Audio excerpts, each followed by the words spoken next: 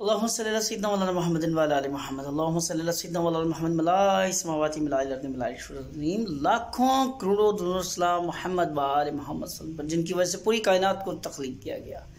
अस्सलाम वालेकुम नाज़रीन, मैं हूं आपका होस्ट साहबजादा मोहम्मद जाहिद फ़कीर हुसैनी। हमारा ऑफिशियल यूट्यूब चैनल सरकार जी मुल्तान शरीफ आस्ताना आलिया अर्शदिया देख रहे हैं। उम्मीद है खुदावंद मताल से आप सब लोग खैरियत से होंगे। आज की जो हमारी वीडियो है सूरह मुज़म्मिल ही से रिलेटेड है, लेकिन आज इस टॉपिक की ये लास्ट वीडियो है। मैं पहले तो सोच रहा था कि लाइव चला जाऊं और लाइव सेशन लूं और साथ ही साथ लोगों से सवाल जवाब का सिलसिला भी जारी रहे। फिर सोचा कि लाइव सेशन में होता ये है कि हमने कुछ सोचा होता है कि क्या बताना है, लेकिन सवाल कुछ आता है, फिर उसकी तमीद बांधते बांधते हम अपने उस सब्जेक्ट से निकल जाते हैं जो बयान करना होता है। तो फिर सोचा लाइव सेशन छोड़कर, क्योंकि एक हफ्ता तकरीबन मुकम्मल होने वाला है सिर्फ सूरह मुज़म्मिल को लेकर, तो आज का जो लास्ट सेशन चल रहा है इसमें सिर्फ बताया ये जाएगा कि चिल्ले के लिए हमें क्या चीज़ें चाहिए, क्या चीज़ें दरकार हैं और चिल्ला कैसे किया जाता है, सिमत का तयन कैसे किया जाएगा और तादाद कितनी मुकर्रर और किस तरह करनी है, ये सब कुछ बताया जाएगा। आज की वीडियो बहुत ख़ास है, तो इस वीडियो को स्किप ना कीजिएगा। आपके स्किप करने की वजह से हो सकता है आप उलझ के रह जाइए, आपको बात समझ ना आए। इस वीडियो को एंड तक देखिएगा ताकि आपको आप ही का टॉपिक मुकम्मल तौर पर समझ आ सके। तो चलिए स्टार्ट करते हैं सूरह मुज़म्मिल के चिल्ले के मुतालिक। आप जानते हैं और आपको मालूम है, कोई भी चिल्ला जब किया जाता है उससे पहले सबसे पहले तो हमें अपने नाम की तादाद निकालनी है। इल्मुल आदाद के ज़रिए हमने सूरह मुज़म्मिल की तादाद मालूम करनी है कि हमने पढ़ाई करनी कितनी है। जब हम ये तादाद ले लेंगे, अच्छा ये तादाद कैसे निकालनी है, इस पे भी मैंने बिल्कुल वीडियो बनाई हुई है, मेरे चैनल मौजूद है, आप वो देख लीजिएगा, ठीक है। अच्छा, जब मालूम हो जाए फिर उसके बाद जो बहुत ज़रूरी होता है, जो किसी भी अमल में हम सबसे पहले करते हैं, यानी कि उस अमल की ज़कात अदा करना। ज़कात अदा करने का एक ही तरीका तकरीबन मेरी 1000 वीडियोस में मौजूद है, और वो है 4 नफल बराए हाजात, हर रकत में सूरह फातिहा अल-हम्द शरीफ 4 मरतबा और सूरह इखलास 13 मरतबा, 4 नवाफिल एक ही सलाम के साथ पढ़ने हैं, और उसके बाद 100 रुपये की शीरनी लेनी है बनाम हज़रत अली करमुल्लाह। अच्छा, एक और सवाल यहाँ उठता है कि सिर्फ 100 रुपये ही नहीं, ये हस्बे इस्तात है, आप इसे 1000 क्या 10,000 भी कर सकते हैं, जितनी आपकी तौफीक है, लेकिन कम अज़ कम जो मैंने इसका रखा है वह 100 रुपये इसका हदिया है। तो बनाम हज़रत अली करमुल्लाह वजह आपने न्याज देनी है। उसके बाद मेरी तरफ से आपको इजाज़त है। अब यहाँ इस लफ्ज़ पे गौर करना है कि मेरी तरफ से, यानी कि मेरी इस चैनल के वीडियोस को देखने वाले, मुझसे रब्ता रखने वाले उन लोगों के लिए इजाज़त है, अगर वो इस तरीके पे अमल करते हैं, 4 नफल बराए हाजात देते हैं, फिर मेरी तरफ से इजाज़त है कि वो ये कर सकते हैं। लेकिन आपने किसी भी अपने पीर साहब, अपने शेख, अपने मुर्शिद और अपने कामिल उस्ताद की इजाज़त के बग़ैर इस तरह का कोई अमल नहीं करना। ये भी बहुत ज़रूरी पॉइंट है, इसको भी दिमाग में रखिएगा। जब आपने अमल की ज़कात दे ली, 4 नफल बराए हाजात पढ़ लिए, तो मेरी तरफ से तो इजाज़त है कि आप ये अमल कर सकते हैं। उसके बाद आपने क्या करना है, अच्छा फिर इससे पहले आपने सूरह मुज़म्मिल की तादाद निकाली है। फ़र्ज़ करें कि आपके पास तादाद है 454 या 565 या कुछ इससे ज़्यादा। अब जितनी तादाद आई है उतनी आपको पढ़ना पड़ेगी। अच्छा, दूसरा ये कि एक ही नशिस्त में नहीं जनाब, आप नशिस्तें बदल सकते हैं, लेकिन जो तादाद आई है आपको अपनी नशिस्त में इजाफा करना पड़ेगा, ये याद रखें। आप फ़र्ज़ ये ना सोचें कि मैंने सिर्फ 2 घंटे देने हैं, मेरे पास टाइम है 3 घंटे। ऐसे वक़्त के लिए, ये कीमती वक़्त होता है और बहुत कीमती और मुबारक चीज़ है, तो उसके लिए आपको अपना पूरा वक्त सर्व करना पड़ता है। ऐसा नहीं होता कि आप अपनी मर्ज़ी से कहें कि मैं 3 घंटे या 4 घंटे बैठूंगा। आपको अगर 41 दिन का वक़्त है तो 41 के 41 दिन मुकर्रर करने पड़ते हैं, इसीलिए इसको चिल्ला बोलते हैं। ये वजीफ़ा नहीं है कि आप चलते फिरते ख़ुद से कर लेंगे। लेकिन ये भी ज़रूरी नहीं है, ये शर्त नहीं है कि चिल्ला 41 दिन का हो। चिल्ला बढ़ भी सकता है और चिल्ला कम भी हो सकता है। ये नहीं कि दिन ऊपर नीचे बिल्कुल हो सकते हैं। ये ना सोचें कि बस कुछ लोग कहते हैं कि मैं 41 दिन बैठा हूँ और फिर मैंने छोड़ दिया, तो भाई अब आप रिज्जत में आ गए हो। आपको किसने कहा था? इसका मतलब है आप खुद साख्ता खुद बैठे थे और खुद ही उठ गए। अगर मुर्शिद कामिल से इजाज़त ली होती, कोई उस्ताद आपके सर पर होता, तो आपको इस तरह उठने ना देता। यही इन्हीं चीज़ों का फ़र्क है। वो आपको बताता है कि बेटा जहां आपने 41 दिन मेहनत की है, आपको जब तक रिजल्ट नहीं मिलता, 5-10 दिन ऊपर होते हैं तो कोई बात नहीं है, कोई बड़ी बात नहीं है, आप बैठें। लेकिन आप खुद साख्ता, कुछ लोग किताबों से पढ़कर, कुछ वीडियोस देखकर, कुछ किसी से सुनकर और चिल्ले शुरू कर देते हैं। ऐसा नहीं होता। मेरे पास एक साहब की कॉल आई थी, नाम से गैर आज में रखूँगा, ये भी पर्दे के काम होते हैं, कि जी मैंने चिल्ला करना है। मैंने जी बोलें, हुक्म करें कि जी मैं कहा आप किस मकसद के लिए चिल्ला करना चाहिए? मेरा फ़लान दुश्मन है और मैं उसको तबाह बर्बाद करना चाहता हूँ। मैं कहा माजरत, हम ऐसी इजाज़त नहीं दे सकती। ये क्या कि मैंने फ़ोन बंद कर दिया। तो ये आज अपने देखने सुनने वालों को भी बता रहा हूँ कि अगर आपके ऐसे मकसद हैं तो इन सूरतों को आप कुरान से रिलेटेड सूरतों पे चिल्ला कर रहे हैं। और कुरान के बारे में अल्लाह तबारक तआला फरमाते हैं शिफा ही शिफा है। आप खुदा ना खासा काला जादू नहीं सीख रहे हैं जो तबाही और बर्बादी लेकर बैठ गए हैं लोगों के लिए। ऐसी सोच रखना भी हराम है, कसदन ऐसा अमल करना भी हराम है। तो ऐसी सोच ना रखें। आप किसी को आबाद करने की सोच रखेंगे तो अल्लाह तबारक तआला आपको भी आबाद फरमाएंगे।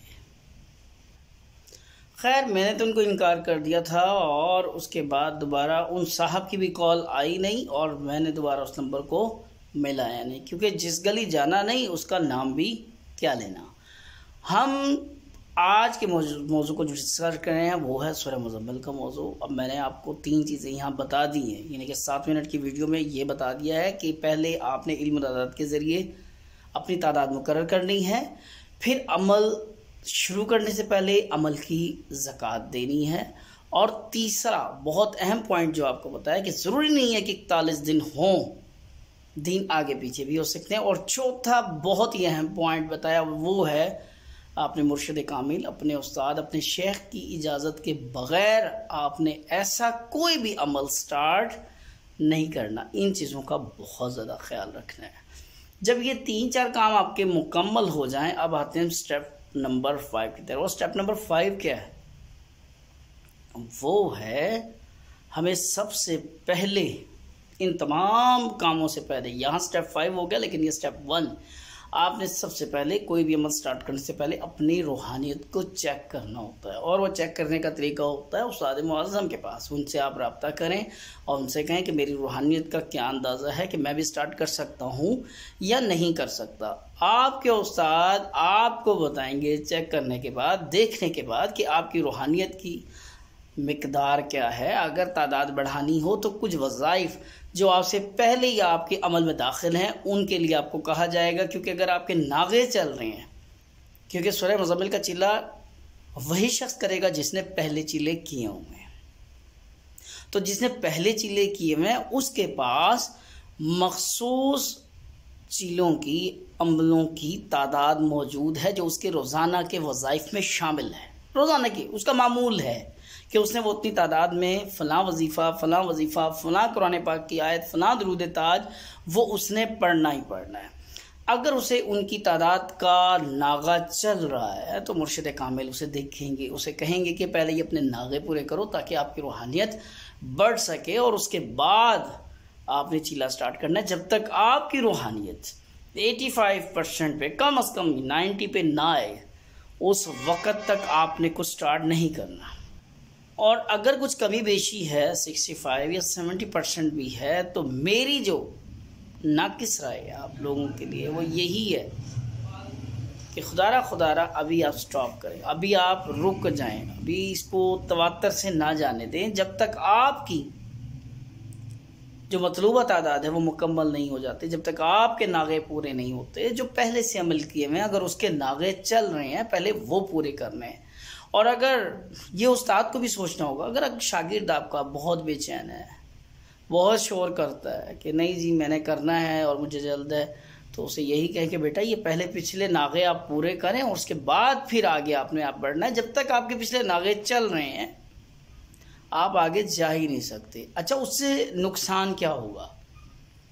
फ़ायदा बाद में बताऊंगा, किसी भी चीज़ का नुकसान पहले। अब इसका नुकसान ये है कि रिजत, जब हम कोई भी अमल करते हैं तो उस पर रिजत ठहरती ही ठहरती है। अगर आपकी तादाद मतलूबा पूरी नहीं है और बग़ैर तादाद के आप स्टार्ट कर देते हैं, यानी कि पिछले आपके वज़ाइफ की तादाद मुकम्मल हुई नहीं और आपने चिल्ला कर दिया स्टार्ट, अब जो रिजत ज़रा सी लगनी है वो ज़रा सी नहीं लगेगी। रिजत रिजत ही होती है, वो आपको अदा करनी होती है। अगर आपकी तादाद पूरी नहीं है तो रिजत के जो चांसेस, जो हमें सबसे पहले उस्ताद हमें यही बताता है कि बेटा आपने अमल पढ़ना है, सूरह मुज़म्मिल आपने पढ़नी है, तो ये कोशिश करनी है कि आप रिजत में शामिल ना हो, क्योंकि इससे चिल्ला मजबूत नहीं होता। चिल्ले की मजबूती के लिए यही है कि हम ज़्यादा से ज़्यादा कोशिश करते हैं कि हमें रिजत ना ही लगे, और लगे तो कम अज़ कम हो, 1-2 से ज़्यादा ना हो। अगर बहुत ज़्यादा रिजतें आपकी चिल्ले में शामिल हों तो चिल्ला तो आपका पूरा हो जाएगा, लेकिन वो मज़ा नहीं रहेगा, वो मजबूती नहीं रहेगी, वो बात नहीं रहेगी, तो फ़ायदा नहीं होगा आपकी वो 40-41 दिन की मेहनत का। तो ये स्टार्ट कहाँ से हुआ था? आपके नागों से, आपकी जल्दबाजी की वजह से, आपकी लापरवाही का नतीजा। और अगर आप थोड़े से सब्र से काम लेते, अपने नागों को पूरा कर लेते, अपने वज़ाइफ को पूरा करते, अपने वज़ाइफ पूरे करने के बाद कोई अमल स्टार्ट करते, तो फिर शायद ये रिज्जत वाला मामला होता भी तो कम से कम, हो सकता है ना भी होता। तो ये कोशिश अपनी तौर पे तो आप मुतमईन होते ना कि मैंने तो भरपूर कोशिश की थी, अपने नागे पूरे किए थे, अपने वज़ाइफ को पूरा रखा था, तादाद मुकर्रर थी, रूहानियत मेरी तकरीबन 85-90% पर स्टार्ट थी, तो मैंने सूरह मुज़म्मिल का चिल्ला स्टार्ट किया है। फिर ये सोच आपको और ज़्यादा मजबूत करे। और होता क्या है, अगर आपकी 60 या 50% पे रूहानियत मौजूद है और आपने चिल्ला स्टार्ट कर दिया, तो रिजत जो एक लगेगी वो ठहरेगी नहीं, वो फौरी तौर पे दूसरी और तीसरी रिजत को फौरी तौर पे लगाएगी, क्योंकि आप कमज़ोरी के आलम में चलेंगे, और जब आलम कमज़ोरी में जाते हैं तो फिर रिजतें तेज़ी के साथ आती हैं। ये आपका सबसे बड़ा नुकसान होगा। तो अपने इस नुकसान से बचने के लिए और अपने चिल्ले की मजबूती के लिए, और अगर आप चाहते हैं कि रिजतों से बच सकें, तो बेहतर होगा कि आप अपने वज़ाइफ को पूरा रखें, तादाद को पूरा करें, और उसके बाद जब आपकी रूहानियत अरूज पे हो, उसके बाद आप सूरह मुज़म्मिल या कोई भी, इससे सूरह मुज़म्मिल के भी नहीं कह रहा हूँ, आप कोई भी अमल करें तो कोशिश करनी है कि पहले अपनी रूहानियत को चेक करना है, उसके बाद आगे बढ़ना है। जी जनाब, थोड़ा सा थक गया हूँ, सोचा बैठ के तसल्ली से आपसे बात करते हैं। और जो बैठ की बात होती है वो तो बुज़ुर्गों का कहना ही है कि आओ बैठो और तसल्ली से बात करो, तो फिर बैठते हैं, और मौजू भी बड़ा है, फिर तसल्ली से बात करते हैं। अभी मैं सोचने लगा था अपनी थकावट को देखते हुए कि ऐसा करते हैं कि एक वीडियो यहीं तक, नेक्स्ट वीडियो फिर बना लेता हूँ। फिर मैं कहा वो बात का जो तरतीब और तवातर चल रहा है वो नहीं रहेगा अगली वीडियो तक। आपका क्या मशवरा है? थका हुआ बहुत हूँ, यहीं स्टॉप कर दूँ, नेक्स्ट वीडियो बना लेते हैं? चलें, आज की वीडियो में हमने क्या बताया, आज की नहीं अभी की वीडियो में मैं फिर दूसरी वीडियो बनाता हूँ, वो भी देख लीजिएगा, जो इसी की तरतीब होगी या जारी। थकावट ज़्यादा है नाज़रीन आज, बल्कि थोड़ी सी देर के लिए मुझे रुख्सत ही दे लें। चलिए नाज़रीन, इंतहाई माज़रत, मैं शर्मिंदा हूँ कि सोचा तो ये था कि इसको क्लोज़ करते हैं, लेकिन बहुत थकावट हो रही है, मुझसे बात नहीं हो रही है। तो आज इतना बता दूं कि अभी इस वीडियो मैंने आपको बताया कि सबसे पहले आपने इल्मुल अदाद के ज़रिए अपनी तादाद मुकर्रर करनी है। उसके बाद बताया है कि सबसे पहले आपने उस वक़्त तक सूरह मुज़म्मिल का या कोई भी चिल्ला उस वक़्त तक स्टार्ट नहीं करना जब तक शेख कामिल की इजाज़त ना हो। तीसरा ये था, उस वक़्त तक स्टार्ट नहीं करना जब तक आपके पिछले जो वज़ाइफ हैं उनका नागा चल रहा है, जब तक आप वो नागा पूरा ना कर लें। 3 और चौथे नंबर पे बात बताइए कि अगर आप नागा रखेंगे तो रिजत का ख़तरा बहुत ज़्यादा बढ़ जाता है, तो कोशिश करनी है कि रिजत का ख़तरा आप तक ना पहुँचे। और इसके अलावा एक और पॉइंट हमने डिस्कस किया कि कोई भी अमल शुरू करने से पहले अमल की ज़कात देनी है। हर अमल का आमिल का अपना ही एक तरीक़ेकार होता है ज़कात का, लेकिन जो मैंने आपके लिए बयान किया है और हर वीडियो में बयान किया जाता है, तो 4 नफल बराए हजात, और उसके बाद ये शीरनी। अब ज़रूरी नहीं कि शीरनी सिर्फ 100 रुपये भी आप ख़त्म चलाएँ, आप मिकदार को बढ़ा भी सकते हैं। तो नेक्स्ट वीडियो में जो हम आपके साथ शेयर करने वाले हैं उसमें हम आपको बताएंगे कि सामान क्या होगा, तरीक़ेकार क्या होगा, और इसके लिए फिर एक वीडियो अलग बना लेंगे, इसके फ़वाइद और वह नुकसानात जो हमें नुकसान पहुंचा सकते हैं। तो नेक्स्ट वीडियो के साथ आपकी खिदमत में हाज़िर होऊंगा। अपनी दुआ में याद रखिएगा। जब तक के लिए अल्लाह हाफ़िज़, फ़ी अमानिल्लाह।